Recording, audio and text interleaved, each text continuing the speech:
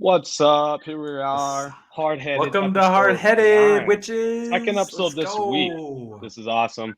We are joined by a great friend of ours, Connor Forbrook, talking a lot of MLB today and Twins as well, of course. Forbes, why don't you introduce yourself to the Twins listeners? is an MLB bus or what? They're different or what? Nice. Sweet. Spinny, shut up. Twins don't play baseball or anything. Just stop talking. We didn't think they were going to be for a while. True. The season kind of came together. Facts. That is true. Anyway, I'm Connor. Nice to meet you, hard-headed fam. Lover of all Minnesota sports. Friends with these dudes for, I don't know, a few years now for Spinny, and same with Bus pretty much. So talk to him on the reg about sports. So, and I listen. I'm a diehard listener. Let's go. We get a regular listener on the pod. 1.5 speed though. You sound a little slower now. Well, yeah, obviously 1.5 speed for all pods. Yeah, he's not fake like somebody we know. Truth. Yeah, no bandwagons. So he won't even know I called him out because he doesn't even watch. No, he won't. He's not even gonna know. So sweet. All right, sorry, I'm getting a little rowdy today. I'm in a little rowdy mood today. So I didn't know you were in a rowdy mood for an MLB episode. Interesting. Yeah, okay. Because people have been calling out my MLB takes and knowledge. So you about and by people you mean my father. Well, yeah, shout out to Bob. I'm about to get it this episode, so let's go. All right, let's get it then. So Bob hasn't been on the pod yet? Bob? Yeah. No, he is not. I'm sure we're going to have to get him on at some point this summer for a baseball segment. I endorse He's just upset because I didn't know the Twins manager, okay? Tom Kelly, nuts. Nice, Spinny. Right. How are we starting? Where are we starting this bus? Where's the train going? So we're going to do AL and then NL preview and a Twins preview. Let's start in the AL, the best. We're going to start in the AL. The best league. First little topic here, we're going to talk about breakout player and sleeper teams. So, Forbrook, why don't you actually start us off? Andrew Vaughn is your breakout player, first baseman, outfielder for the White Sox. What do you got about him? Why do you think he's going to be the breakout player this year? Well, he has high draft pedigree. Drafted 3rd overall in 2019. Showed a little bit of the bat last year, can hit the long ball. And he's going to be kind of cushioned in a pretty decent lineup. That White Sox lineup is looking good. So he's hurt to start the year, though. I think he's 2 weeks he's out with hip pointer or something. So it'll be a couple weeks till he gets his debut. But he'll probably end up – I know he plays first base and outfield. He'll probably end up playing one of the corners, I think. Probably right field, but – yeah, I would imagine right field. But the only thing that kind of kept him off the field last year was his defense. So right, he's pretty mid at defense, but he's got the bat. What kind of stat line do you think he could put up this year?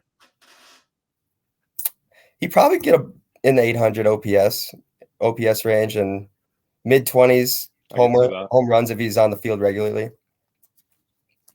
Yeah, I can see that. That would definitely be a breakout for him, and definitely put him up there in line with his draft pedigree, as you said. Spinny, why'd you pick Wander Franco? I'm totally in agreement with you. I just want to hear your reasonings. I mean, I just go back to the talent level. He's obviously unbelievably talented. He's been top prospect, draft pedigree, blah blah blah blah blah. I just think it's finally the time. You know, he showed it. He showed it at moments. You know, in the time he got last year, and I think this is just the year that he's going to ball out and get it. So going off of that, last year he played 70 games, and in those 70 games he had 18 doubles, which for a full season pace, that's 42. That would have been good for third in MLB last year. So that's a good pace there to be in the top of the MLB in doubles. And then he had 5 triples in 70 games, which is on pace for 12. And last year the MLB leader there was 3 people, I can't remember all of them, but I know Ohtani was one of them with 8. So for him to have 5 in only 70 games, I think he could be a triples leader this year. I think Wander, I don't know, he's flirting with 300 average, 20, 30 home runs, 80, 90 RBIs, and close to 10 triples. So Wander's he showed it in 70 games last year, and I think he's going to be that guy this year for sure. I think he could potentially even make a run at MVP if the Rays are good. If the Rays have a good record, I think he can make an MVP case for sure. So why'd you pick the bummy Mariners? Oh, you want me to start? Bummy Mariners. I'm feeling bummy. good about this. Bummy. I can't believe you're calling them bummy. Okay, first off. They are bummy. No. Last year they won 90 games. So a team to have 90 games, you might think they're not really a sleeper team, but no one like Spinny, one of them, really is high on them, and no one, ever really picks them to win. So they're my sleeper team this year. I think they could make a fight for that West. I think they're going to beat the Astros barely, probably like by 1 or 2 games, and they're going to win the AL West this year. Spinny, just watch. I know you're taking back at that. Forbrook, is that a bold take by me to say the Mariners are going to beat the Astros this year? I don't think it's bold. They would have been 1 game out of the playoffs, I think, last year, right? So yes. And no, that's not a bold, not too bold, I don't think. But, yeah, so Forbrook's more realistic here, unlike you, Spinny, you're a hater. But I'm just amping you up. I know. So I think if anything though, the Mariners are overrated. Honestly, I think they're gonna regress from last season, and I think people are overvaluing them. I think we're gonna go like 78 wins for the Mariners. Okay, so that's a terrible take. So they got better this offseason. They added Cy Young winner last year, Robbie Ray. They added Jesse 1 year wonder All-Star, Adam Frazier, also an All-Star last year. They have their prospect, Julio Rodriguez, 3rd overall, I think, in the MLB. Amazing stud. I think Jared Kelenic, their other prospect, who they brought up last year, I think he improves from his rookie season last year, which was not good. But I think he improves from there. So they got 2 young studs. They got Haniger still. So they got 3 All-Stars in Winker, Frazier, and Haniger. They got young studs like Kelenic and Julio. And they have also some other vets like J.P. Crawford and Ty France that are quality players. And then you throw in the Cy Young winner last year who led the MLB in strikeouts. I think this is a candidate for a sleeper team, and I think they're gonna win the AL West this year. AL West. So. Robbie Ray going to be worse than last year. Regression. Sure. Also mark it down. Regression from Robbie Ray. You think they're going to be the second best team in the West then, right? You think they're going to be better than the Angels? Because that's where we differ then. I think the Mariners will be – I think they're going to win the West. And then the Astros. All right. And then the Angels. Yeah, that's a bold take, but it's baseball. Because I don't like Angels have a terrible pitching staff. I don't know. Astros are obviously good, so Astros could still win the AL West. I wouldn't be surprised if they do. But they lost Correa, so that obviously hurts. You can't say that it doesn't. So I don't know. I just think having 90 wins and adding more, they got better this offseason compared to last year. And they're in a weak division. So because the Rangers are not very good. And what's the other team? Is that it? I'm trying to think. Rangers aren't good, and the Athletics they're going to be garbage. Oh, the Athletics, yeah. I knew they might be the worst team. Athletics are not good this year either. So, yeah. That's enough about the Mariners. Let's twins it up. Give me your homer pick there for sleeper. The Twins. I wanted to pick the Twins, but I had to pick someone else. So did I. We all did. Well, I just think the AL Central is going to be wide open this year, except for the White Sox. One of those 4 teams someone's going to have to finish second in the division. There's 6 teams making the playoffs this year, so I think the Twins got a good shot at it. They're going to play a bunch of bad teams, especially at the end of the season when it counts. They're going to high pitching variance makes them a good sleeper team, I think, just because if the pitching's on, we might be a really, really good team this year. Probably not going to be that great. Probably inconsistent all year. And I think we have the potential to add someone at the deadline, a pitcher. We actually might be adding Paddock right now. Yeah, Paddock rumors. That is true. On the front right now. which that definitely improves the rotation too. Bullpen is a little sketchy though.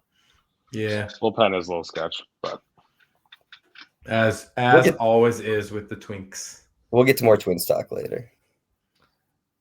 All right, my pick was the Tigers. Honestly, gross. You're picking a central opponent. Nice. So I didn't really put my money where my mouth is on this one either, and put them in my playoffs. I just think that if the Twins situation doesn't work out and the pitching goes way on the negative end, I think the Tigers could be that other team that capitalizes on the weakness of the Central and gets second and might sneak in the 6th seed there in the playoffs. So I think they got some good talent on both sides, get a little undervalued, and I think especially if the Twins batting and pitching changes don't work as well as we think, the Tigers could be the slide-in team there. I like that pick, Spinny.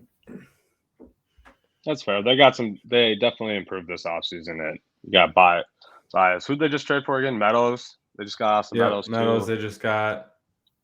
I was surprised about that trade with the Rays too. So. Yep.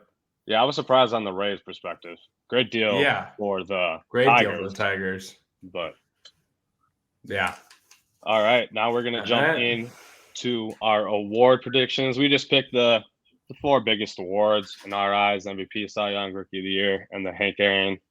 Hank Aaron is to the best hitter. For those that don't know, for MVP, Forbrook and I are in agreement. Vladdy Jr. He was second last year. Just monster season. 311 batting average, 48 home runs, 111 RBIs.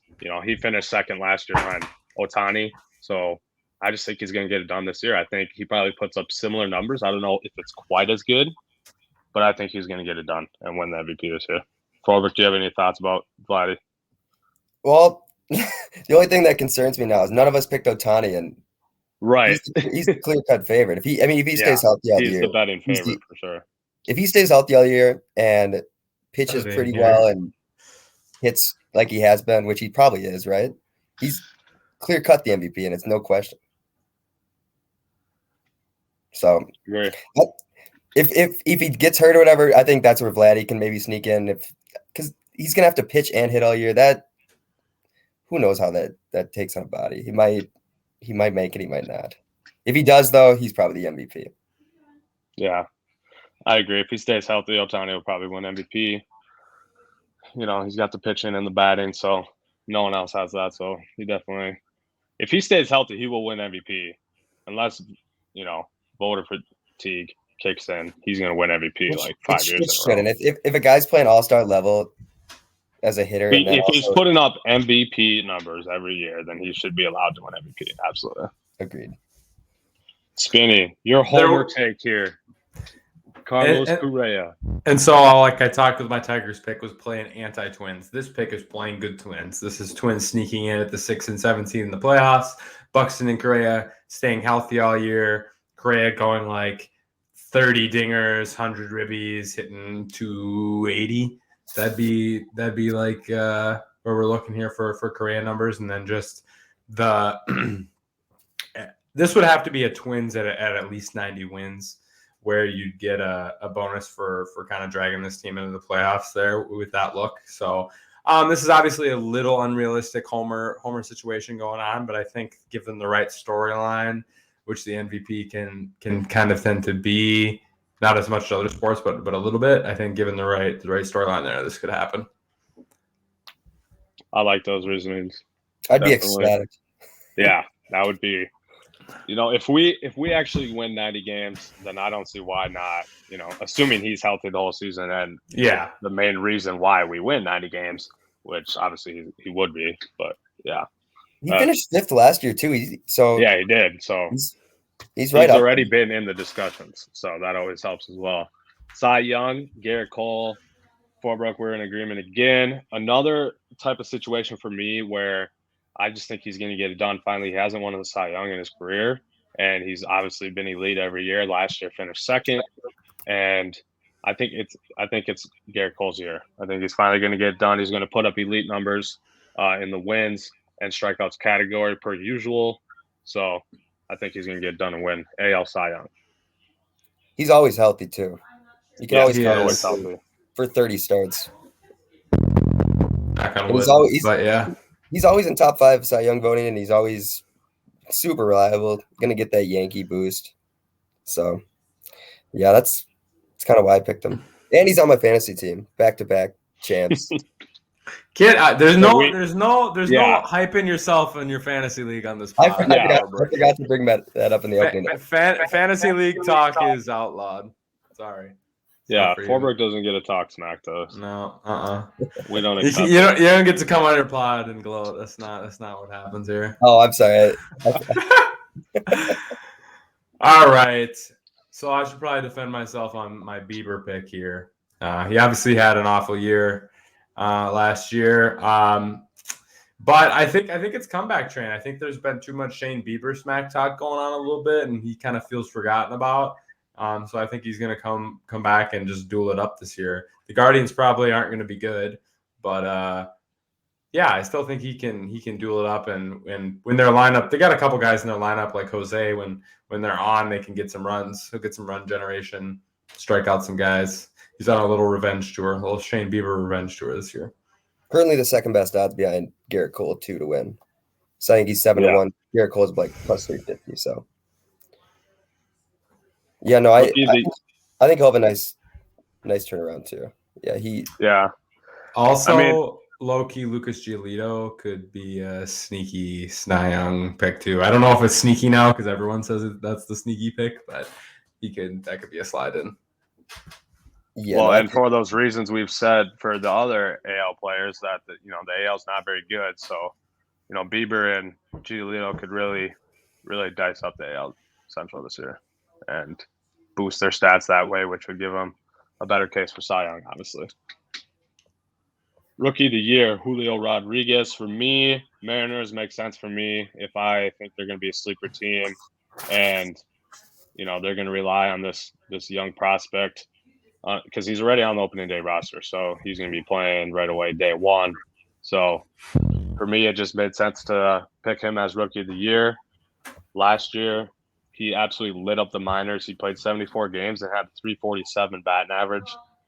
He also had 13 home runs, 47 RBIs, and 21 stolen bases. So you can get it done in any way. So I just think Julio Rodriguez is going to help carry the Mariners to a playoff spot, and that's why I picked up Rookie of the Year. Con Dog, you're up. I picked Spencer Torkelson. He was the first overall pick for the Tigers in 2020. Basically lit up the minors last year. Class A, AA, AAA. Batted over. I think he batted. His OPS got worse but it stayed above, I think it's almost above 900 all 3 levels. So he was mashing the ball on all 3 levels, and he's going to come up to the majors this year. And I don't know what's going on with all these major league teams. Did something change in the new agreement that the number of games or whatever doesn't matter? Because all these guys are making opening day rosters now that usually because of the arbitration and stuff years. So I don't know what's going on with that. But Torkelson made the opening day roster, which I was surprised by. So he's probably going to continue to flash. Probably going to be the next Miggy the Twins have to deal with the next decade. Oh, man, I hope not. But sadly, I think you're right. So that might be a bold take, but no, I think he has that potential. So we can talk about another guy the Twins are going to have to face with my pick here, Bobby Witt. I'm not looking forward to this. I think these are the 3 guys, right? These are the consensus top 3 guys for AL Rookie of the Year. So that was part of my pick too. These are the top 3 guys I had, and I just figured Bobby Witt deserves some shining time of his own. He obviously also made the opening day roster, which was a little bit of a surprise also. But yeah, I think he's going to ball out. The Royals are obviously going to be awful, but that doesn't matter too much for Rookie of the Year. And so that'll be one of the cool storylines they have, is hopefully seeing Bobby Witt go off against everybody but the Twins. Also, they got Zach Greinke back for his farewell tour, which is kind of cool. And I think he's got the best odds to win the Rookie of the Year too. Yeah. So, but yeah, all 3 guys are pretty similar. Yeah, I really like all these guys, and it is interesting that they're all on opening day rosters, like you said, Forbrook. I don't really understand that either, but I'm excited for it. I'm definitely excited to watch all these young guys in MLB, and I think it's awesome that teams are starting to do that more often. So hopefully that continues to be the trend here going forward. Hank Aaron Award, I don't think we really need to talk about that. We all picked Vlad. Makes sense. If we picked Vlad for MVP, he would obviously win. Hank Aaron too, and he's obviously the elite hitter at all levels. So he's a great candidate for the Hank Aaron Award. But the playoffs here, we picked. All right. Division winners. I'm going to interrupt you, Bus. You're right.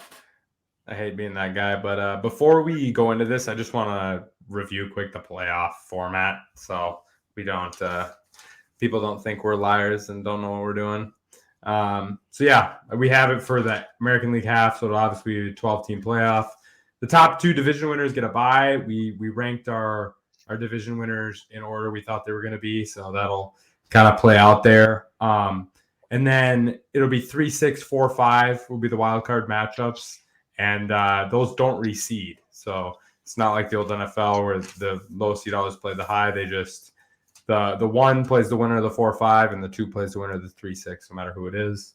Other thing I thought was interesting, wild card round is best of 3 series, and all 3 games are at the high seed hosts all 3. I thought that was kind of a weird, interesting thing. So I just want to outline that quick before we jumped in. Sorry. Yeah, that is kind of weird, but I kind of like it though at the same time. So I think, regular season series are obviously all at the same place. So I think for a wild card series, that kind of makes sense to do that. I think it makes it easy with timing too. They're just able to get 3 games done in a row. They don't have to travel or whatever. Right. Also, no 163rd game now, which is kind of sad. Tiebreakers are determined that's kind of sad, but by other things. But those are always fun to watch, the intensity of those games. Facts. Especially as Twins fans, we know that. Oh my gosh. Well, I guess I'll start with this. I got the Blue Jays being the White Sox in the AL this year. I just think Blue Jays adding Kevin Gausman, they obviously traded for Barrios last year, and they brought up Manoah, their top pitching prospect as well. So those 3 and Ryu on the team, that's an amazing pitching staff, probably top 3 in the MLB. And to have that lineup that they have too, just full of young studs everywhere, I just think they're going to win the AL this year. The White Sox, though, that's tough too. I hate to say it. I absolutely hate the White Sox. Might even hate them more than the Yankees. I don't know if that's true, but it's probably true. But the White Sox, I think they're really loaded this year. They also have an elite pitching staff as well. So, Forbrook, why don't you tell us why you picked the White Sox to win the AL this year? I think they're going to have an easy road, man. I just think the AL Central is going to be, as much as I like my Twins, man, I think it's going to be just a cakewalk through there. They're probably going to add people at the deadline. They're going to have plenty of time to rest guys get them all healthy for the playoffs. And I think they're going to be really good too. Giolito is an absolute stud. We're talking him Cy Young wise. He could win Cy Young. They have numerous bats on the team that are scary as all get out, man. And I just think it might be their year. So, Benny, you also picked the Blue Jays. What kind of thoughts you got on the Blue Jays? I just think the Blue Jays, I feel the same way about the Blue Jays that Connor just kind of described about the White Sox. They obviously got their bats going up and down. They picked up Gausman. I really obviously like their 4 guys, Ryu, Manoah, Gausman, and Barrios. That's a really deep pitching staff that you like, and their lineup's good.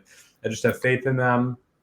Astros obviously still lots of playoff experience even without Correa, but the young shortstop that they're pulling up, they think could be the guy. I'm blanking on his name right now, but if he can step up and be the prospect that he is, I don't think they'll lose too much of a step. White Sox, bunch of rats, but they obviously are going to be good, as much as I hate to say it.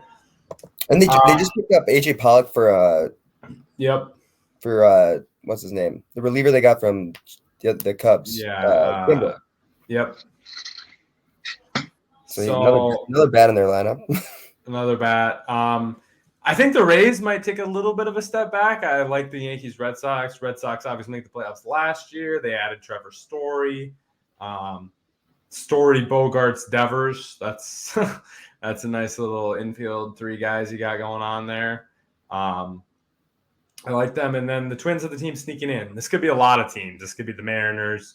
This could be the Rays. This could be – there's a bunch of teams that could slide in here, even the Angels. I honestly think the 1 through 3 is just completely wide open to me, given especially last year. Think about the AL East had 4 teams with 90-plus wins. They would have had all 4 teams. I was just going to say that. They would have had all 4 teams. Think about. So, and then you also have, like, the Mariners had 90 wins too. So, yeah, the Mariners, the Yankees, Twins, Rays, Red Sox, those guys are all going to be in the mix, and it's going to come down to the last week or two for sure of the season. Oh, yeah. So that's the one thing about the AL. There's not a dominant team by any means, but, man, it's like 9 to 10 teams deep that could legitimately make the playoffs, which is cool. It'll make for some fun stuff and probably some disappointment for yours truly most consecutive playoff losses team. So come on, let's break that this year. Get 1 win in the wild card round. Also, more playoff teams. It might mean a more active trade deadline. More teams thinking they're couple pieces away. So yeah, agree. That might be something to take note of. Definitely, more trades is more fun for us fans. That's for sure. Well, boys, I think it's time to jump to the NL, huh? Welcome to the NL. To the NL, the worst league of the 2 in all of our eyes, obviously, because we're biased Twins fans. But that's okay. Here we are. No more pitcher hitting. Yeah, interesting. Now they got DHs now in the National League too. So we'll see how that. I'm sure that's going to be. I love it. I love the change, honestly. So I'm here for it. My breakout player, Sandy Alcantara, last year 9 and 15. Obviously, that's not very good, but he's on the terrible Marlins. He had a 3.19 ERA and 200 Ks. He also was tied in the MLB for most starts. So I just think he's going to take a step forward this year and finally not pull like a Jacob DeGrom type stat line and just get screwed over out of wins because your team is just terrible. So I'm hoping he kind of flips that a little bit and is more towards that 13-8 win-loss, and I'm hoping he takes another step forward in the strikeout category as well and hovers around that 220 to 250 range. So yeah, Sandy, that's a biased take for me because I'm just huge on Sandy, and I got him in my baseball team as a keeper. So forever, thanks to Spinny for trading me him round 19. That is amazing. He's just pissed. Didn't I drop him last year too? Oh yeah, Connor. We got all 3 transaction boys on here. Connor dropped him. I picked him up and then decided, I'll trade him to Bus for 3 guys that I don't even have on my team and are completely useless. So Forbrook really nice though, because he has 4 elite pitchers to keep and he won the championship, so he gets a pass. Hunter Green, Forbrook. Yeah, where have you guys heard that name before? I mean, I know he's a top pitching prospect. I don't know. Twins fan. He was the 2nd overall pick behind Royce Lewis in 20. Oh, was he? Okay. 17. Yeah, and it was like between him and Royce Lewis. That's right. I do remember that now. Anyway, he had Tommy John in 2019 or 2018, and then he was out for 2 years. Came back in 2020, he came back in 2021. Pitched in Double and Triple A last year, and pitched really well. Looked like he recovered pretty well from Tommy John, so that's always good to see. And he made the opening day roster, and I think he's in line to be their 3rd or 4th starter. So high draft pedigree as well. So it would have been interesting to see if the Twins would have taken him, how he would have developed. But I guess you never know. Royce Lewis is close. I hope so. Man, I'm starting to wonder if he'll ever play for us. Spinny, it seems like Royce. Yeah, honestly. We might talk about Royce here in a little bit when we jump to the Twins. But Spinny, why don't you give us your 2 Giants takes here? For breakout and sleeper team, you got 2 Giants. Logan Webb obviously had an absolutely fantastic end of the season last year. This is another fantasy lean pick for me. I have him on my team, so I watched a lot of his starts at the end of the year last year, and he can dice. Nice high fastball he uses a lot, and then that off-speed stuff that he loves just ringing people up with. High strikeout guy, which is nice. I just think he can put together his last 2 months of the season for a whole season. He'll definitely be breakout. I like him a lot too. I have a question for you though about him. Yep. Do you think he could break out enough to like be in the running for Cy Young? Is he that good? Yeah. Or is he still a year or two away from that? He's still a year or two away from that. I don't know about this year, but he can go to like maybe 15, 16 wins if the Giants are good, something like that. I don't know if he'll have the overall ERA and strikeout numbers to necessarily back that up. And the NL is so deep with pitchers. Oh my gosh. Yeah, it is.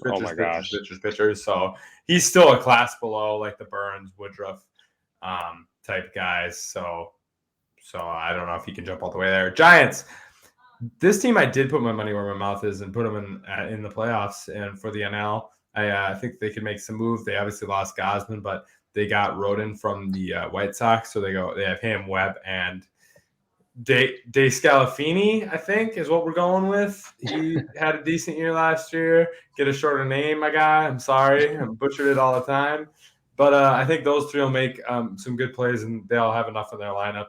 The Giants are just a playoff team. I don't know. They just have the vibe. Like our whole life, it's just been the Giants just balling in the playoffs and always sneaking in with teams you don't think they should. So that is. I had a little bias. I had a little bias there from life experience. Wait, wow! It is an even year.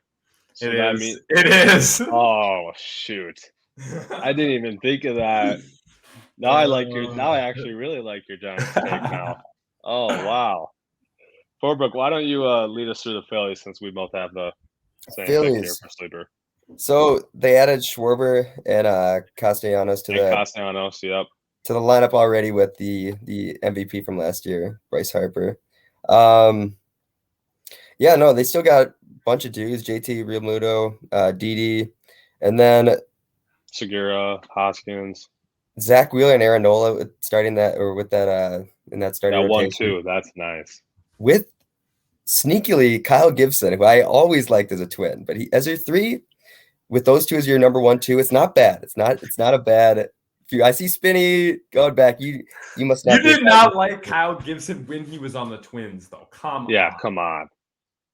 Well, oh no, we lost Forbrook. We lost Forbrook, so we're just gonna keep it rolling here. Bus will pick up with the Phillies talk and see if he can make it happen for us here. And he's back. He's back. I'm back.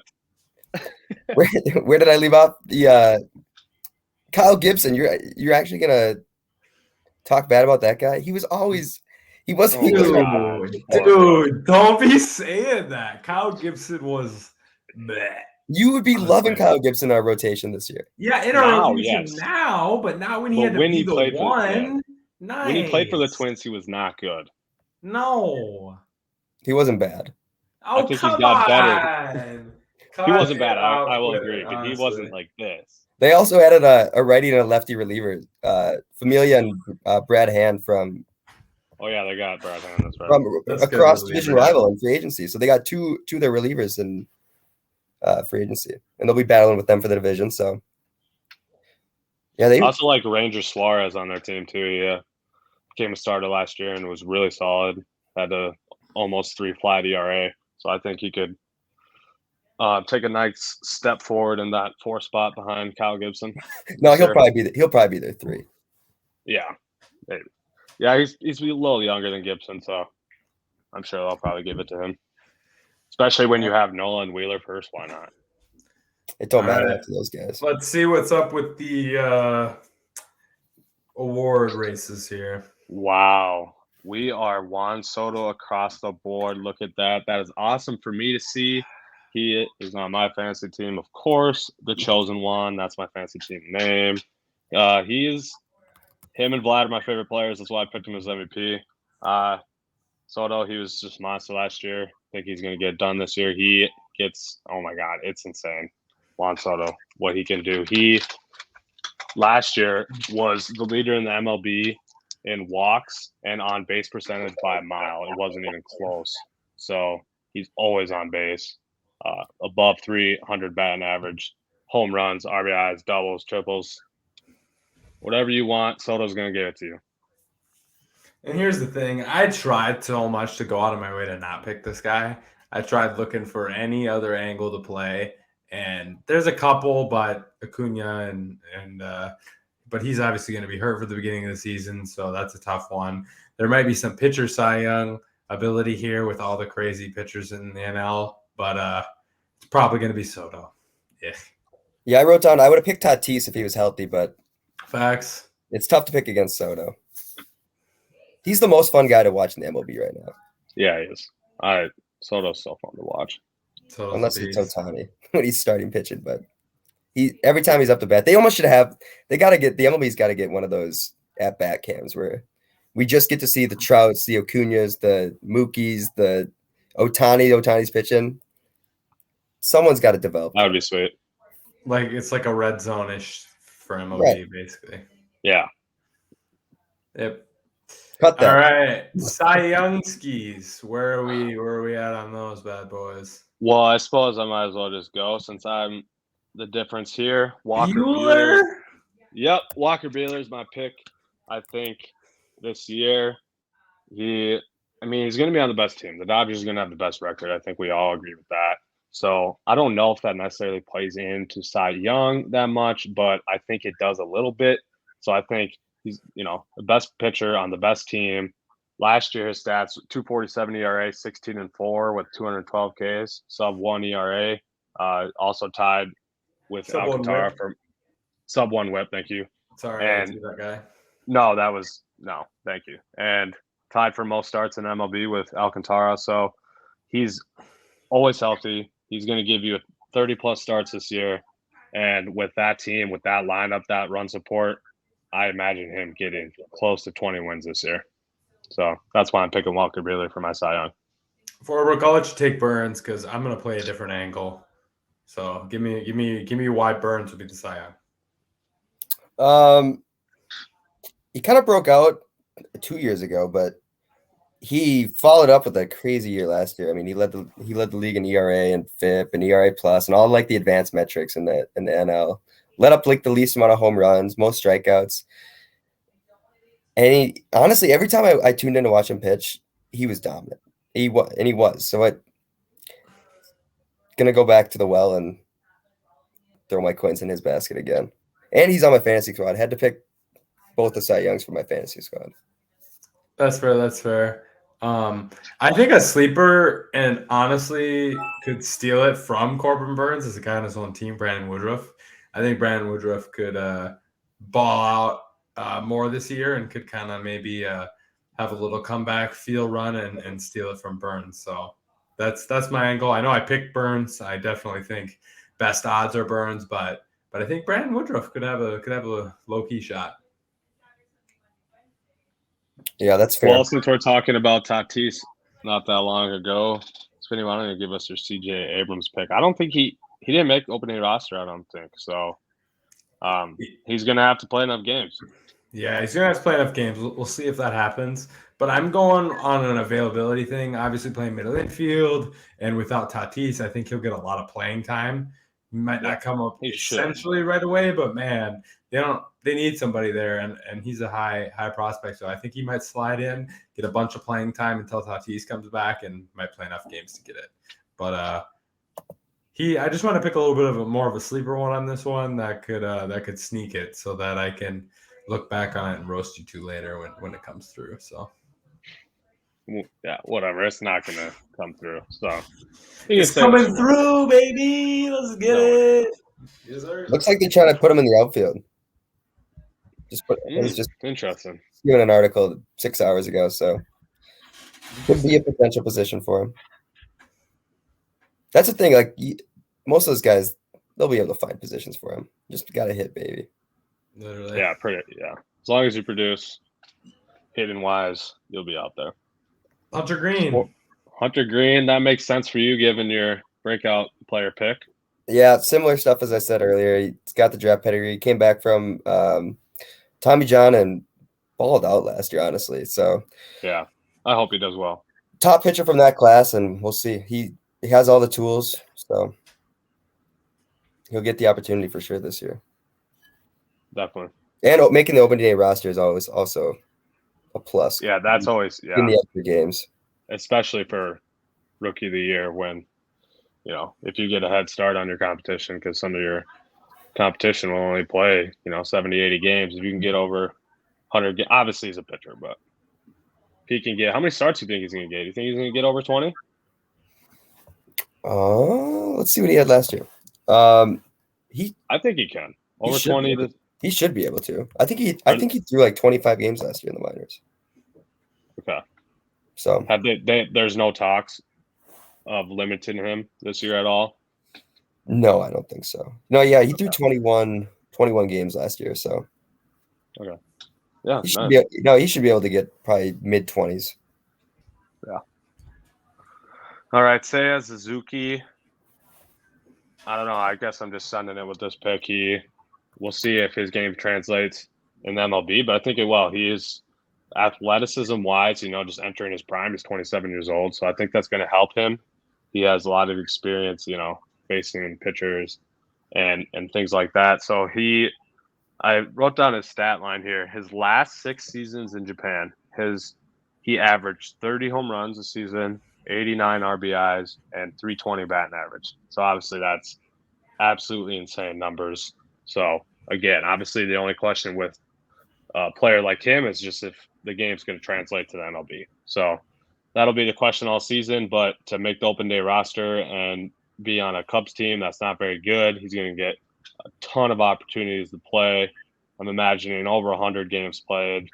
And so, yeah, he's going to be hopefully putting up, solid numbers this year. I think he could probably hover around 270 batting average and hopefully eclipse 20 home runs. If he does that, then I don't see how you can't give him rookie of the year if he bats 270 with 20 plus home runs. So that's kind of my prediction there. He's been matched in the spring right now.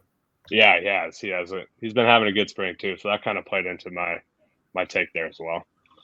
Spinny, I'm going to let you – we didn't really talk about Hank Aaron, but I feel like you have to talk about this given that you think Bryce Harper will win the award for best hitter over Juan Soto, even though you have him as MVP. So I didn't want to give Juan Soto both awards. I didn't want to go double Juan Soto across the whole board. So I'm just playing the angle that Bryce can they're not going to give Bryce back-to-back MVPs, but if he gets his normal ridiculous hitting stat line, they could swing this award back to him while still giving Soto the MVP. I think it's just Bryce will have a great season, but it's a little MVP fatigue. So even if Soto's a little less, they might give him MVP and slide Harper the Hank Aaron. That was my thoughts. Is it super realistic? Probably not, but I couldn't go 6 for 6 on Juan Soto, so I had to throw something out there. All right, that's fair. I think they have done that before where they'll change it up and they'll give it to a different guy. Hank Aaron award. Wise anyway. Wow, look at us. Look at us, boys. We are all in agreement that the Dodgers are going to beat the Braves this year. I think that's pretty sad for all of us to say. I don't think any of us really want them to win. I mistyped that. I'm sorry, y'all. I messed up. I think the Brewers are going to beat the Braves. So I think we're going to go. The Dodgers aren't even going to be in the championship? No, I think the Dodgers are going to win still. I just think it's over the Brewers, not. Oh, okay. Braves. I think it'll be Dodgers over Brewers. Okay. Brewers over Braves in the semis, in the National League semis. See, I think the Braves are still going to be really good. They made that run last year without Soroka, without Acuna. And to be that good, they returned a lot of their key guys and obviously lost Freddie Freeman. That sucks, but they essentially replaced him, with Matt Olson. He's not as good as Freddie Freeman, but production and stat line is obviously insanely good for him. So to do that, and then you get a healthy Acuna, I think the Braves are a real deal again. You also have a healthy Soroka too. So I think the Braves could potentially win the NL. I don't know. It's tough. The Dodgers are obviously the betting favorite by literally everybody. So I don't think we really need to go on about the Dodgers. their roster speaks for itself. I mean, the rotation, the bullpen, the lineup. I mean, they have everything. I mean, it's the second highest payroll in the MLB. What do you expect?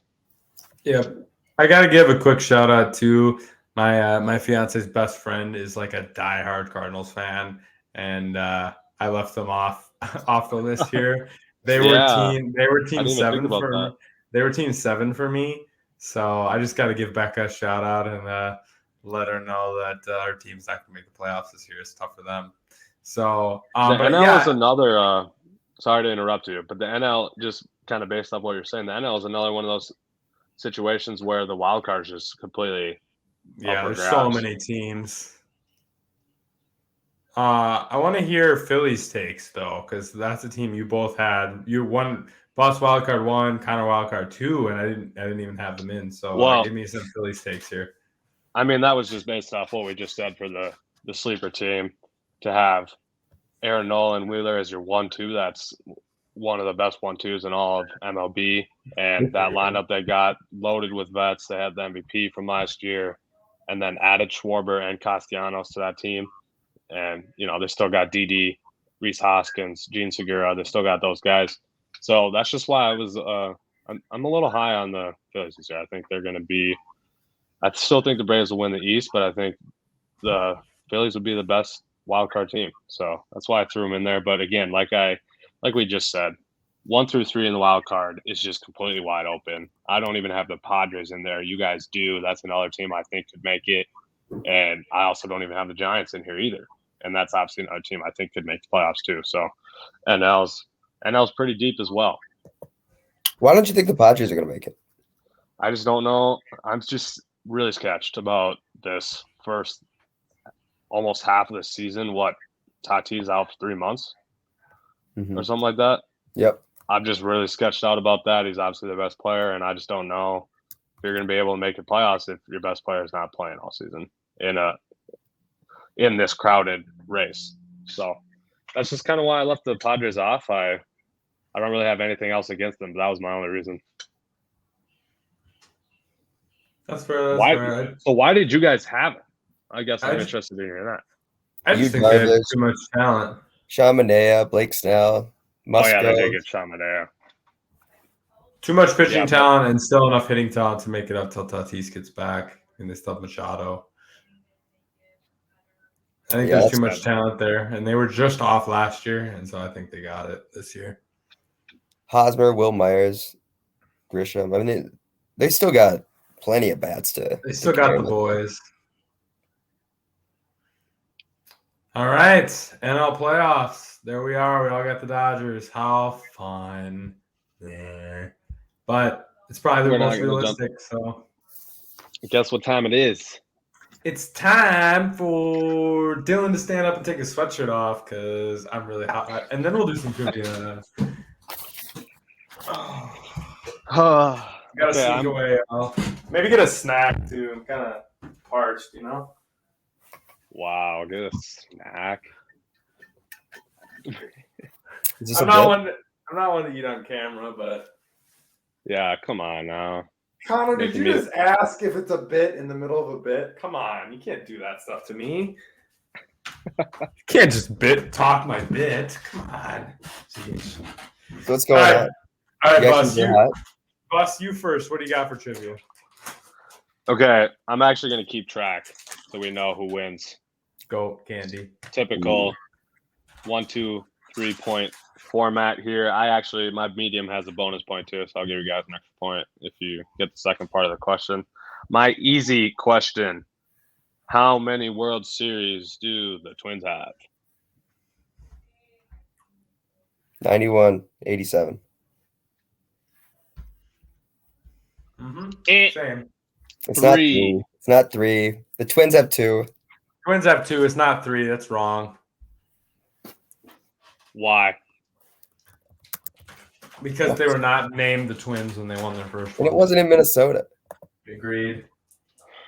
Fine. I was trying to just not give you guys the point. Mm-mm. I don't know. We only count 2. Yes, I'm only counting 2 as well. That is correct. You guys both got a point. I guess the organization has 3. You could say that. The Twins have 2. Organization has 3. Okay. Forbrook, what's your easy question? Ooh. All right. Opening day related since we're going on Friday. Yep. Us 3 are all going to the Twins game on Friday. Let's go. Which Twins pitcher has the most opening day starts with 9? 9 opening day starts. That surprised me when I first saw it. Boss, you answering first or me? The name surprised you or the number 9 surprised you? I would say the number 9. The name wasn't. I guess maybe this isn't easy. I have 2 names that come to my head. One our lifetime and one not. Right. I'm just trying to pick and Burt Blyleven. I'm going to send it on. I'm going Burt Blyleven, final answer. Even though I don't think that's right, but final answer. Well, I'll just try to be Bust then, so we'll go Johan. Final. Both wrong. Maybe it should have been my medium. You guys ever heard of a guy named Brad Radke? Brad Radke? He was starting before Johan. He made 9 starts. Wow. Spinny, easy question. That's crazy. Easy question. He was the opener for like most of our childhood, though. That's true. He was. Every opener he was going. Yeah. He was consistent. Johan was like the Cy Young. All right. Which baseball player had the nickname Mr. October? Come on. Why am I? Don't say it, Forbrook, because I'm drawing a blank. So you're gonna give it to me if you say it. Dude, this is so embarrassing. I'm really drawing a blank on his name. Us has to answer first. Oh, this sucks. This is so bad. This is one of those questions where, my dad usually roasts you. I'm gonna get roasted here if I can't think of this guy's name. Hint the bench warmers. He made an appearance. He truly did. Yeah. Wow. He played for the Spankies, so you should know that. I know he played for the Yankees. I know that. I know who he is. I literally can picture the face. I have his face in my head. For some reason, I'm drawing a blank on his name. And he's like a really famous player. So I should. All right, 10 seconds. 10 seconds. Calm down. 9, 8, 7, 6, 5, 4, and 3. I'm good. 2. Just 1. Give me the L. Give me the L. L's for Bus. Who you got? Who is it? Reggie Jackson. Reggie Jackson. Yep. Hey Bob, what's up, Bobby? We got some stuff to roast your son on this week. Let's get it, Reggie Jackson. I forgot Reggie Jackson's name. The Brad Radke was even more disappointed. True. Wow, that is depressing. All right, boss. How many current players? This is the bonus point one.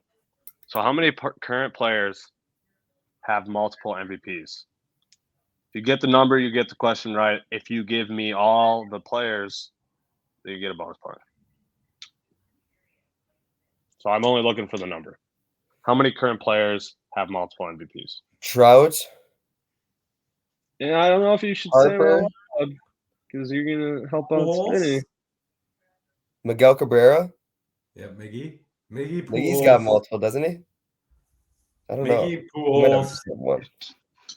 I want to say Trout, 4. Harper.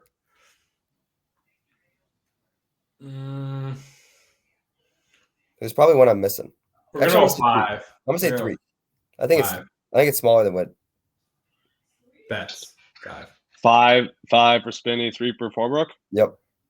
That's tough. Incorrect. The answer is 4. Dang it! And you said the 4. Harper, Miggy, Trout, and Pujols. And Pujols.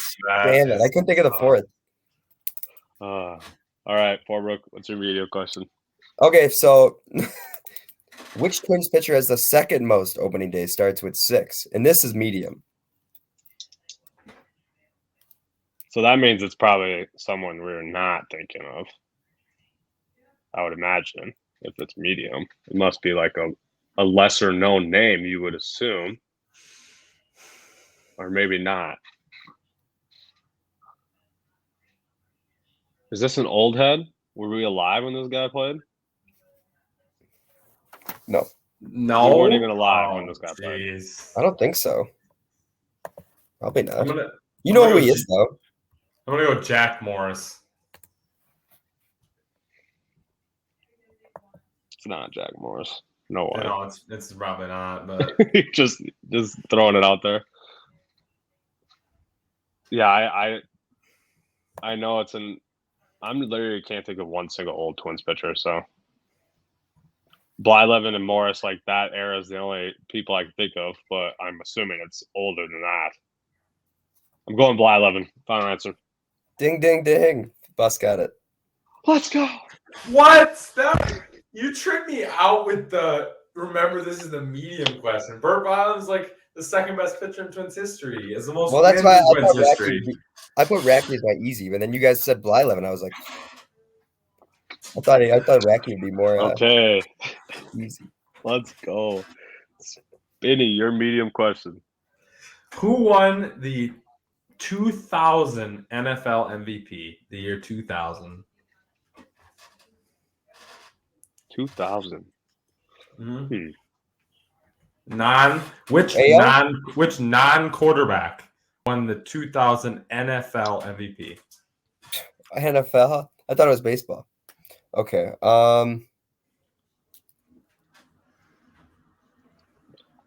In what, 2000?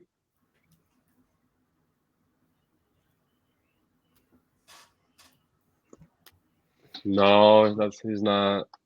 He's not. He's younger than that. Non-QB, I want to say Marshall Falk. Bus?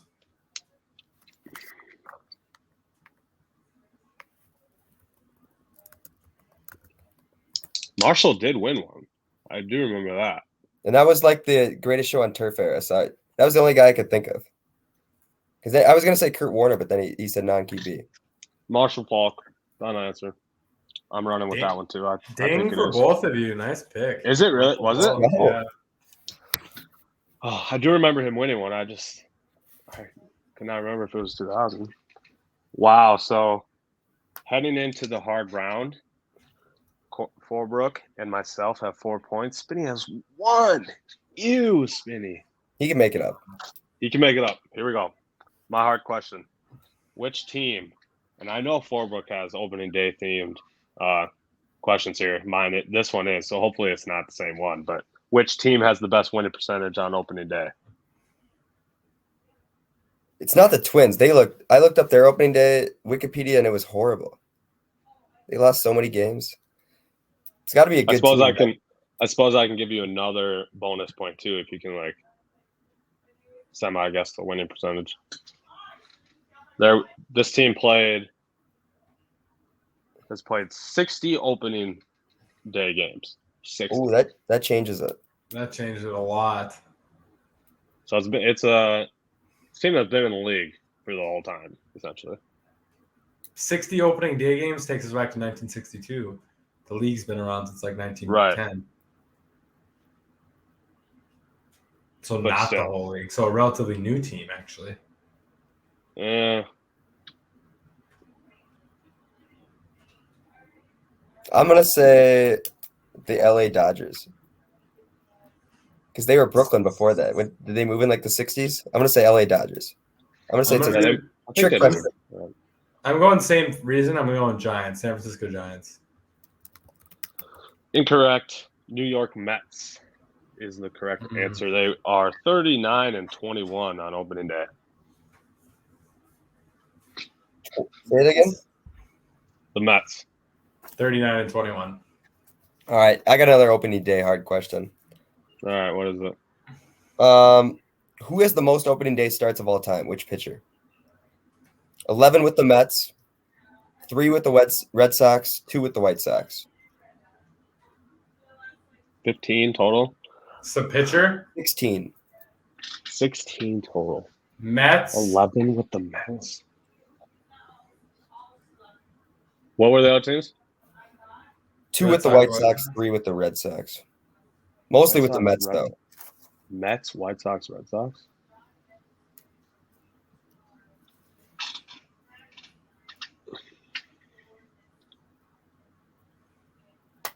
Our lifetime?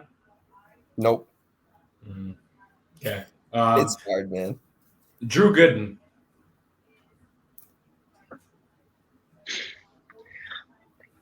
Am I allowed to pick the same answer?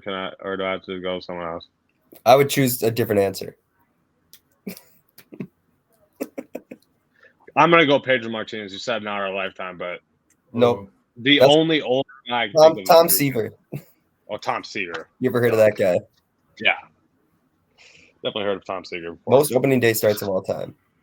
So this is L's for Dylan. This pod. I took fat giant ones. So that's 1 point. Woo. But I don't think either of you guys are gonna get this. So we're gonna have to go to a tie break, and I get to pick the question. So that's awesome. Little relief for me. I should have said Marshall Falk so early. What college did Brian Urlacher play football for?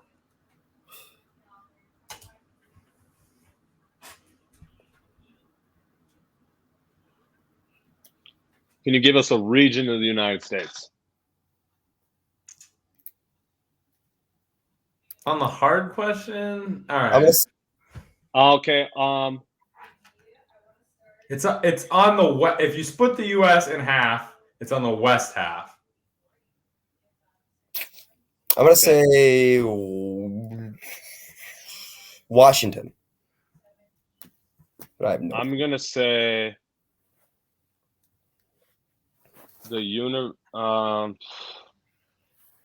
let's just go. Let's go Cal Berkeley. And University of New Mexico. I would have never guessed that. New Mexico. Yep, New Mexico. And that does, in fact, mean that we tied. It does. You have a tiebreaker question ready? I am going to have one right now, yeah. Just got to find the right one, you know? It's always hard. You'd like a trivia deck? Yeah, I do. Yeah, count me a number. Give me a number between 1 and 10. 4.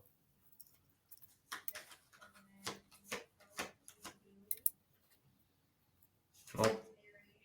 This is great podcasting. I know, it's super good. All right, this is a good one. All right, here we go. Which NFL running back was the first to rush over 2,000 yards in a single season? OJ. Bus? Or Eric Dickerson. But OJ is my final answer. I'm gonna go with Dickerson. As much as I hate to have to mention this guy's name on the pod, it's OJ Simpson. No! Let's go! The juice. One of the funniest Twitter accounts there is. You like my little fake out reaction too? I got you guys. We love that. We love that material right there. Yeah. Bus is thinking he's going to win, and I just get his whole call up, and then just bing! Goodbye. All right, y'all. That was fun. I love getting a little low-key, eating my mic thanks here. But let's get to this Twins preview, eh? The best part, though, is that I still beat you, though, Spinner. So that's all right. You still took the L. L's or L's. Another W for me over Spinny. L's or L's no matter what. All right, Minnesota Twins. We're finally into it. Our favorite team. Here on the left is not obviously our potential lineup. Jeffers isn't going to lead off for us, but those are the positions, projected starters for each position there. And Luis Arraez, Brent Roker, and Nick Gordon. Some main backups there for us. I like our pieces here. I really like our lineup, especially after getting Correa, obviously. And then I also really like the Donaldson move, obviously, too. So I like Gio, and hopefully Gary can bounce back. If he, bats his flat 200 flat, sub 200. I I might end up hating him, which I'm pretty worried about. But hopefully he can turn it around and just hit a ton of bombas. I think this is a bomba potential team. Hopefully Buxton, obviously a lot of this rides on Buxton staying healthy for the majority of the season. But on paper, our lineup is looks pretty solid. I like it. Agreed. I got a projected lineup here. Actually, I got to give our guest credit that showed me this Fangraphs website. That's pretty sweet. Got a little cool projected lineup: Buxton, Polanco, Correa, Sano, Arise, Kepler, Sanchez, Kirilloff, Urshela. And obviously, you'll have Jefferson there playing catcher, and Sanchez, Urshela, or Sanchez and Arise doing the little DH switch around stuff. But yeah, so that's potential like a lineup order type of situation we could be looking at. So was that projected for left-handed pitcher or right-handed pitcher? Right-handed. Okay. Yep. Yeah, no, the first comment I was going to make, Bus, is you had Jefferson there instead of Sanchez, but they'll probably split 60-40, right? From what I saw is that, I don't know, there could have been different reports to come out recently that I didn't see. From the report that I saw, that Jeffers is planning to be the starter, with Sanchez being his backup, with Sanchez taking the everyday role at DH. That's what I've seen the most part of too, but so that's why I put Jeffers there. But obviously they're going to split pretty evenly. So yeah, and if one of them's in a slump, they always put whoever in who's hot. So that'll change a lot. I feel like between those guys and like Urshela and Arise, just based on whoever's hitting well. Rotation wise, here I think we've taken a step forward this year. Even though maybe only a minor step forward, obviously, but I like our rotation more this year than last year. We got Sonny Gray. This is obviously in no particular order, but the projected 5 for right now, given injuries to Maeda, would be the Sonny Gray, Joe Ryan, Dylan Bundy, Bailey Ober, and Chris Archer. I'm not very high on Chris Archer, but I do like that trade to add him onto the staff. And we put Chris Paddock here because before we started filming, we saw a trade rumor that that was a potential trade that was in the works, and so we could be seeing that later tonight, tomorrow, next couple of days here. So Chris Paddock could potentially be on the Twin staff as well. And then obviously Maeda, he's dealing with injury. He'll be out for a while, but we'll get him back eventually as well. Bailey Ober, Forbrook, you're really high on him. I know it. Why didn't tell us a little bit about Bailey Ober, why you're high on him? Yeah, no, he's definitely my favorite pitcher going into this year. Did you guys realize that we have the 5 starters that we have listed are all righties? Yeah, nice. So I don't know. That's not, as a left-handed pitcher myself, I do enjoy having a lefty on the starting rotation. No, but it's just, who is it though? Yeah, no, I guess we got Thorpe. He's gonna fill in a little bit when guys obviously get hurt, but no, yeah, Ober. He had a pretty decent year last year, and for the most part, is having a pretty good spring so far. So he's still young, 20. I think he's 26. Pitched like 20 games for us. Had a decent ERA. Obviously, the one name that's probably jumps off is Joe Ryan. Pitched in the Olympics, pretty well in the Olympics, and has been having a good spring and named the opening day starter. But I think Bailey Ober might have just a better season. I hope they both have good seasons, because then the Twins will be looking good. We'll be looking real good. So, yeah. Also, Joe Ryan, third pitcher since like 1960 to make his opening day start within like, I think it's first like 6 starts. With just a little tidbit, another opening day start fact. So that's pretty crazy. Yeah, no, I guess rookies probably don't get the nod too often, but the Twins are doing it. Yeah, I'm sure that's. Well, I'd be curious as to what that stat is actually. How many rookies have started opening day? Oh, it can't be many. Not many. All right, so Forbrook, you got any closing little tidbits you want to add before we ask you some questions? Oh, I'll go over some of our odds and stuff. So over under at 80.5 on FanDuel. We were 73 and 7 or 89 last year. Finished last in the Central, unfortunately. I think we're projected to go around like 80, 82. Obviously, I think we're going to be better than that. Especially with, I think if the pitching is any better than what we had last year. I mean, it was brutal to start the year, and that's kind of what put us in the hole to start the year last year. Plus 500 to win the division. I don't know if I love that. I think the White Sox are going to. Yeah, I think the White Sox got a real big up on us, but 30-1 to win the AL. Do you know the White Sox numbers off the top of your head or no? I think they're like -200 to win the division, or -250.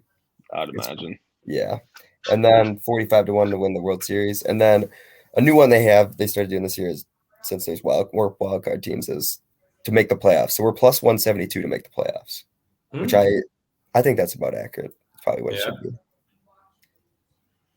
I like it. All right. Well, me and Bus are gonna turn into a couple interviewers here and make Forbrook explain some things to us. So I'll let Bus go first and shoot Forbrook some questions. Time for an interview. Oh, also, we got Dobnak sitting on the IR too. We do. IL, so mid, but another guy that might be able to fill in the rotation. Another guy to get a couple starts, maybe.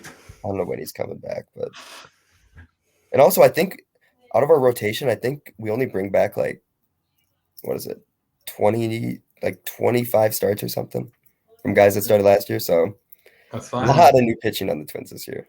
Yeah, definitely. That's what we like. Forbrook, which prospect are you most excited about? Royce Lewis, Miranda, Larnach, which guy?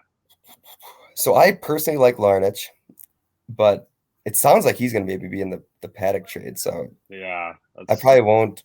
And our outfield depth is so large right now that it's tough. It's going to be tough for him to get in there. The one guy I really do like is Miranda, even though Royce Lewis might be the obvious pick. But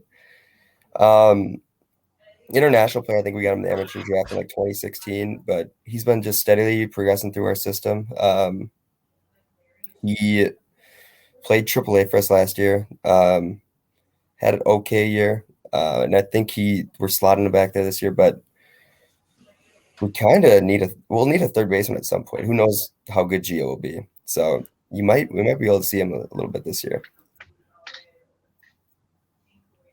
All right, I like it. We like that. Yeah, I don't think Gio is the answer at third base either. So no, he's obviously a long-term. Or not a long-term solution right now. All right. So I'll ask my first question. It's kind of prospect related as well. Sorry if I butchered this guy's name, but I think it's Johan Duran or Duran. Johan Duran. Is that what we're gonna go with? That's what I'm gonna go with. Sounds good enough to me. I don't know. So it's kind of a two-parter. Do you think he could be a upper echelon MLB closer in his career? First question. Second part is, do you think he could have bullpen value this year? Two-parter. Make you think. So the first one, I don't think this year he'll be, I guess, long-term as a starter or as a closer. I want to lean no, just because it seems like it does seem like he's the fireballer that we got and more of like a setup mid-relief guy that just comes in for situations. I don't know. Hopefully he can come up this year. He's I was reading this article earlier. We were talking about it, but he's got this new Splinker pitch. Yeah, the Splinker. The Splinker. Slider sinker. So, or splitter sinker. So, we'll see. That it kind of brings me some. Who was the Red Sox guy from back in the day that had that gyro ball? Dice K, was that what it was? Oh, Dice K, yeah. Didn't he have like that pitch that they were talking up? So that the first thing that I was reminded about when I saw that new pitch, I was like, oh, Dice K, and he had a ton of hype. So I don't know if we have to making up new pitches. Is that good or bad? I don't know. Promising? I would say go one way or the other. I lean no. A little boomer bust, I think, on that one on creating pitches. But he definitely probably is going to be up at the end of the year at some point. Well, he'll be on the opening roster, right? Yeah, right now projected bullpen, he's on the opening day roster. So yeah, so he'll probably be our fireballer. We'll need someone that can throw. We don't have many guys in the team that throws hard. True. I got a article up here from MLB on Johan Duran. It's on the Splinker Pitch. It says he uses a split-fingered grip, throws it as hard as he can, causing it to move like the most violent sinker you've ever seen, falling off the table to his arm side. He can throw it at the heart of the zone and have it finish in the dirt. So, yeah, pretty nasty pitch. That sounds like something I can't control in hitting batters and not being able to hit the zone. Right. But we'll see. We'll see. But I don't know if you can get that control, that would be insane. It says his 25 tracked splinkers categorized as splitters have averaged 94 miles an hour, twice topping out 97. But it says among like the 50 pitchers that throw it, he would throw it the hardest. Of course he would. I mean, when your fastball's at upper 90s, triple digits touching, a 94 mile an hour pitch that moves that much, or 92 mile an hour pitch that moves that much is pretty effective. Yeah. I think he's got a good curveball too, so hopefully he's got a nice curveball too. We could use another guy for sure. I'm high on him. Hopefully it turns out. All right, boss. Question number dos. Well, honestly, I guess I already had you kind of answer this with your Bailey Ober statement. My question is, who do you think will be our best starter? Do you think Ober, or do you think Ryan? Do you think Sonny Gray? Please don't say Dylan Bundy, because no, it'll probably be Joe Ryan. I don't want to have too many hot takes. But yeah, Joe Ryan will probably be the guy. No. You don't get to back off. You don't accept that? You don't get to back off your Bailey Ober take like that. You're talking big about Bailey Ober. I want to see you stay true to your take. Don't switch it up on me like that. Come on. It's pretty obvious that the Twins think Joe Ryan's probably got the most potential, as they're giving him the nod. So that's kind of the Twins do think Joe Ryan. You're right. I can give you that. But this man was hyping up Bailey Ober earlier, so I just wanted to make sure everyone knew that he's a little bit take jumping here. So I just wanted to make sure that got in. So if they're both good, woo-hoo. Yeah, I hope they're both good. I'm going to switch over to batting a little bit, because I think there's a chance that they're both bad, and then the Twins have the crappy pitching they usually do. So how much can the lineup carry the rotation if Buxton and Correa are healthy? Do you think? I guess what I'm trying to get at is, how much of a split does it have to be for the Twins to make the playoffs? Can we be a 60-40 batting team? Do we need more from the pitching? Where do you think the balance can come in, assuming that we make the playoffs? Like, how much balance do we have to make the playoffs? I mean, our pitching is it'll probably pretty up and down, but we do have enough guys that'll give us like quality starts. In my opinion, we got some vets on the team, and Ober and Ryan both prove that they can go deep into games. So I want to lean. Our bullpen I won't trust until they prove it to me otherwise. But no, I think they will be able to.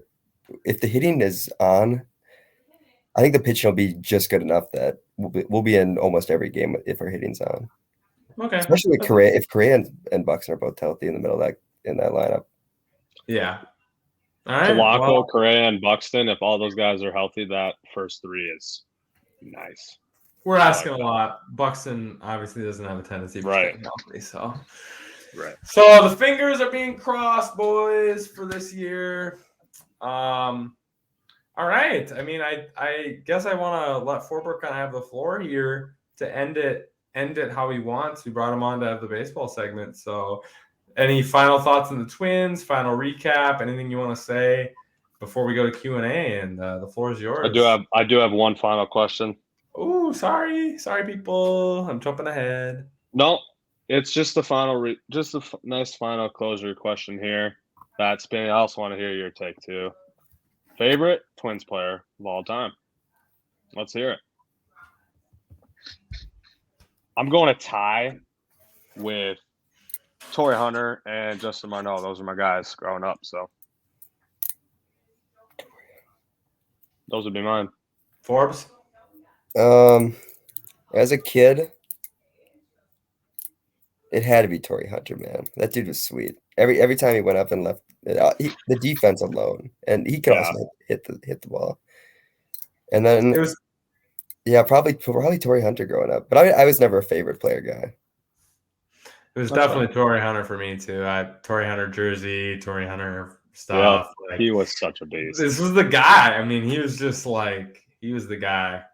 A lot of guys I liked on that team though. Shout out Jack Jones, Shan Stewart. Those guys studs. That was when we started to watch baseball. Lou, let's get it. Lou play all 8 positions. Yes, we loved it. We loved it. All right. Anything else, Forbes, that you want to get off your chest? Otherwise, we're gonna wrap it up with Q&A. No, yeah, that's all I got. Twins rise. Rocco, hopefully he can get the boys bouncing back. Let's get it. Let's spin it up to Q&A. Spin it up. Was that a name pun on your own name? Maybe. I can be cheesy sometimes. Come on, let me be cheesy. Okay, so first Q&A question is about the Twins, so we might as well talk about it first. Which Twins player is on the trade block come deadline? So this is assuming asked from my buddy Brendan Keelan. This is obviously assuming we buy the trade deadline or like in competition to make playoffs. So who would we get? Who would we on our team is on the trade block? Who would we trade? Oh, so this is assuming we're sellers then. Right? This is assuming that it goes wrong, it's bad at the deadline, we're trying to trade people. Or are we assuming we're trying to trade a guy? How I viewed the question is we're trying to trade my answer is going to be Kepler, because we're loaded at outfielder, especially young guys, and Kepler's numbers are definitely replaceable. And so my answer would be Kepler is on the trade block come deadline, because I can imagine us if we're in playoff hunt and stuff to trade a guy like that for another pitcher.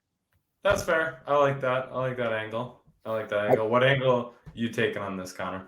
If we're selling, I'd probably say a rise or the veteran pitcher that's doing the best for us between Archer and Bundy and Gray or possibly Paddock. I would say one of those guys. A rise, basically just because we don't have a position available for him. He's kind of like utility guy, and it seems like those guys are always changing teams around the deadline. If we're buying though, which I hope we are, that's when we start looking at Miranda and Austin Martin. Yeah, and prospects for sure. Royce Lewis, maybe. I mean, if we're big game hunting, that's the guy teams are going to want. So, and especially if we're like trying to make that next jump and keep Correa around, then there's kind of really no reason for Royce if Correa's on the team. So, no, yeah, for sure. It does seem like we are just putting in there until Royce is ready to roll. So, yeah, I think Correa. I think Correa really works out because he's just trying to be here for a year to prove his worth and get that 10-year deal to finish out his career, and we're just trying to get a year or two out of him until Royce is ready to go. So I think it's a little bit of a mutually beneficial thing there with that. But ask me the question again. Jeez, I'm like jumping all over the place today. Like, who is on the trade block for the Twins? Oh yeah. I think it's got to be an outfielder, especially if we're trying to improve and maybe get a pitcher at the deadline. I think Kepler's a good one. I think low key it could be Alex Kirilloff too if we're trying to get somebody good. He could be in a package there, but it's definitely outfielder, most depth and most guys in the waiting. So I think that's our trade piece if we're trying to buy. So if we're buying, we're going for pitching. So yeah, 100% for sure. Yeah, there's no debate there. Our second question from my father, he's just curious about our thoughts about the transfer portal. Like, is it more good than bad, or is it vice versa?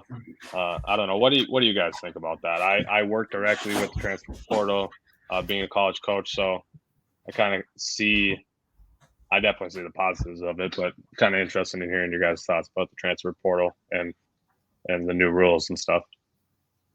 Guests first, Forbes. What were you saying, Spinny? It's a guests first. Oh, so. Yeah, no, I like it, but it does seem like you're having issues now with like the freshmen coming in and they're like, oh, I thought I was gonna have a spot, and you got 2-3 veteran college guys on the team now, but it is good, like just allowing guys. I think the freedom of movement is good for everybody and good for the sport. I think overall teams in the tournaments are gonna be better. I mean, in football too, and people just have more opportunity. Yeah, I like it more than don't like it. I think we need a little bit of like reins to like maybe roll it in a little bit. How many times you can transfer for free, stuff like that, just so we're not like going nuts here, guys playing for 4 colleges type of stuff. But well, it is only one. Is it? Is it only one? Oh, Yeah. well, sorry. I'm lying to you all. But yeah, I think there just needs to be a little more constraining of it. I really like it. I really like the freedom of movement. And if we don't fit or your coach lies to you or a recruiter pumps up what they're going to do and it doesn't actually come to fruition, I like the ability to change for yourself. But it makes it tough. It makes recruiting really tough, I feel like, especially in especially in those major sports for those lower or higher end programs. They have a lot of talented guys moving out, which causes parity, but also is difficult at the same time. So goods and bads, definitely more goods. Yeah, you're gonna give and lose with the transfer game for sure. I would say it might hurt high school prospects more just because college coaches might start looking in the transfer portal for guys more often than, an inexperienced freshman coming in. So that I could see that potentially being an issue, but I don't know. Like you said, Spinny, I see there's way more good than bad with this. And the fact that athletes can only transfer once, they get like one free pass essentially. They transfer to any school and immediately be eligible to play one time. So, if I went to the Gophers and played, I could transfer immediately, go to Iowa State, but then I couldn't transfer from Iowa State somewhere else and immediately play. So there's that limit there. And so that's nice. And I think that'll stop athletes from potentially abusing the system. So, True. Yeah, I agree with your points that there definitely needs to be that, that regulation on it and stuff so it doesn't get out of hand. But yeah, there's a lot more good than there is bad. And at the end of the day, the athletes come first. They're the product. They're the ones playing the game. If they feel like, because, a lot of these athletes are making a change for different reasons. It's maybe not even basketball related or sports related. They just, want a different, maybe live somewhere different, or maybe it's a family thing. You never know. So it definitely opens the door for athletes to be able to go where they truly want to go and be. So I love the transfer portal. I love the new rules, and I'm interested to see how it keeps playing out in the years to come. Well, all right, hard-headed fanship. There it is. MLB preview. 9 ski is gone, done, checked, shot, boom, bang, boom. Special shout out to our guest, Connor Forbrook. Yes, sir. Go follow him on the socials. We'll add him in our tweets and whatnot. But yeah, add Connor Forbrook on everything. Yeah, add Connor Forbrook. Appreciate you coming on. You were great. You're a huge MLB guy and huge Twins fan, so you were one of the first people we thought of when we decided to have this segment. So thanks for coming on. No, I appreciate it. First time I've ever been on a pod, and I think I listened to the most podcasts out of anybody maybe in the world. Yeah, you are an avid podcast listener, that is for sure. This man is the all day 1.5 speed guy. Oh, so. Yeah. Nothing gets cranks them out. Cranks them all out. All right, y'all. Hard-headed fans, we freaking love you. Stay watching us. Stay here for our goofiness and keep it up. We love you. Subscribe it up to us on YouTube. Like us up. Subscribe us up. Come on. If you like us, let's get it. Check us out on TikTok, too. We're pretty funny. Okay. Bye.